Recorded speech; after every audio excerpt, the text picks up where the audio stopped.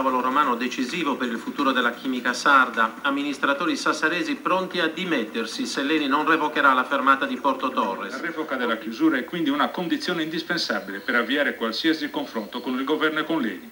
Anche se l'amministratore delegato Scaroni, parlando di Porto Torres a margine del Med Forum di Milano, ha detto che nessuno ha mai parlato di chiudere lo stabilimento, ma di una fermata temporanea degli impianti perché le scorte sono elevate.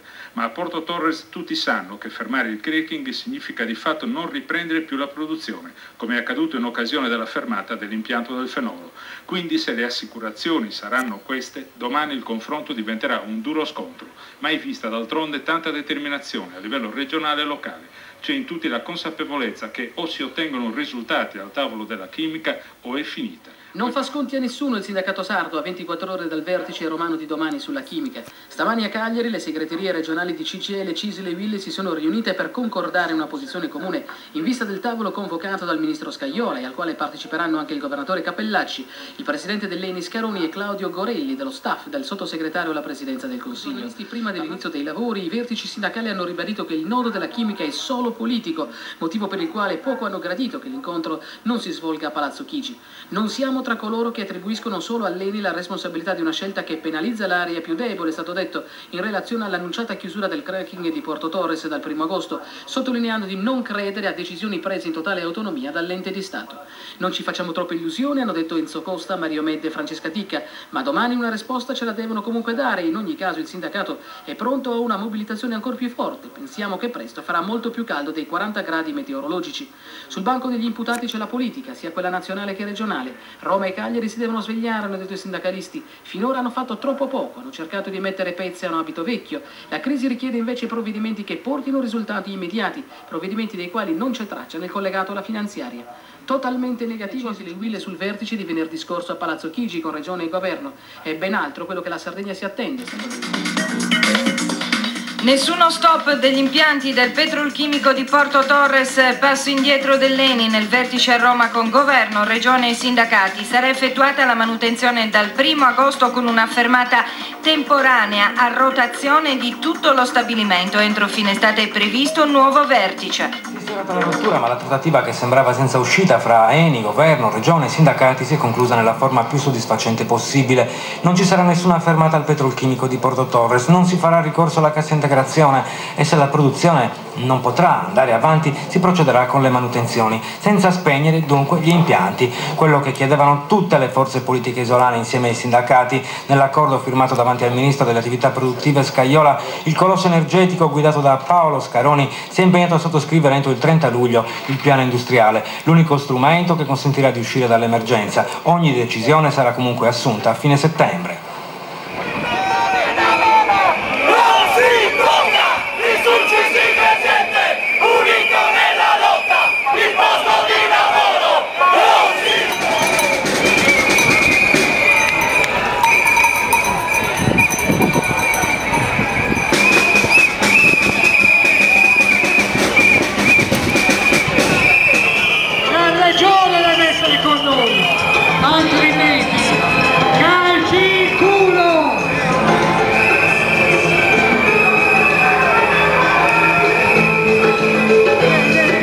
Bisogno dell'agricoltura e siamo solidali perché interpretiamo e rappresentiamo i loro bisogni con gli agricoltori, con i pastori e siamo perché grazie a tutti per la partecipazione, continuano ad arrivare le delegazioni, la via Roma è ancora stracolma di lavoratori, di disoccupati, di cassa integrati e si sono accomunati oggi dal nord della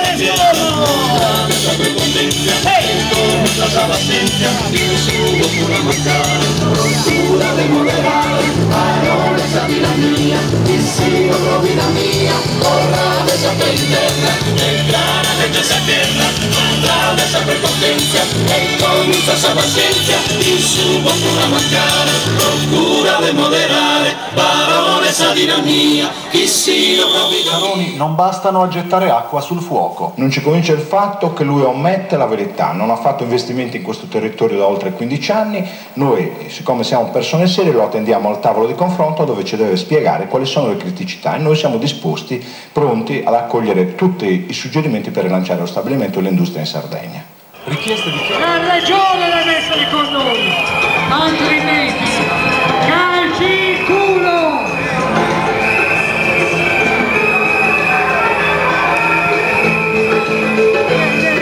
Il giorno dopo il passo indietro dell'Eni, fra gli operai di Porto Torres non si respira esattamente aria di festa. I più ottimisti guardano l'accordo romano al massimo come una boccata d'ossigeno, un primo passo lungo una strada ancora lunga e difficile. Questa notizia è una notizia che in qualche modo speravamo di avere, anche se sappiamo bene che non è sicuramente un traguardo, può essere un punto di partenza che serve soltanto a lasciare bocce ferme fino ai prossimi incontri di settembre. La non fermata degli impianti adesso è importante anche sull'incontro di fine settembre per chiarire finalmente se si dovrà continuare con la chimica in Sardegna oppure se la vogliono abbandonare. Nonostante la chiusura sia stata scongiurata, c'è chi non dimentica le parole pronunciate ieri dall'amministratore delegato dell'Eni, Paolo Scaroni, che nel futuro di Porto Torres non vede la chimica. Io penso che per l'Eni il futuro di Porto Torres, l'ha detto il signor Scaroni, è una centrale elettrica, che tecnicamente la centrale elettrica può essere anche una centrale nucleare, quindi io sono molto dubbioso e anche un po' pessimista. Finché non si vedono soluzioni concrete è chiaro che la gente rimane un po' sul qui vive. Ecco. Il futuro ci darà il risultato, se effettivamente è la strada giusta oppure se cambiano di nuovo idea, perché ultimamente abbiamo visto tutte cose.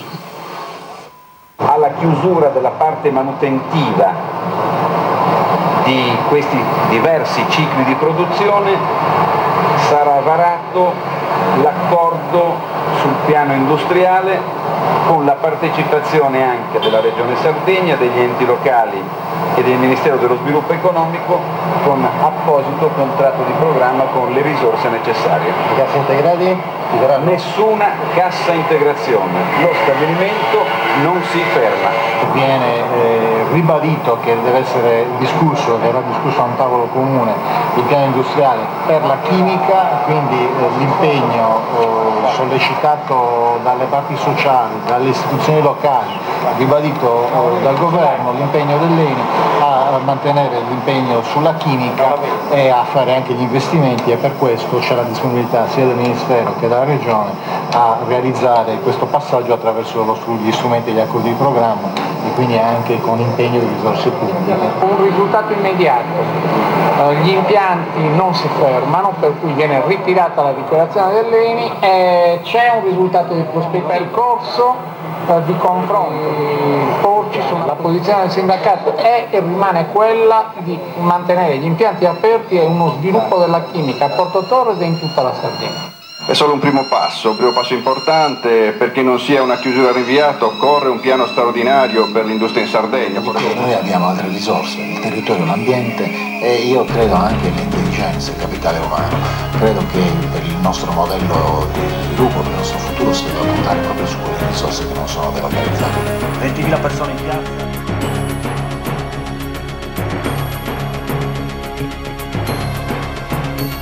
Si storia escrita da esos vincitores, non poden mai contare cosas justas. Aposta bandas ardor guerradores, qui de ser heroes andaus a mostrar. Sorventor de levantes un boliande, y setan sus inzales.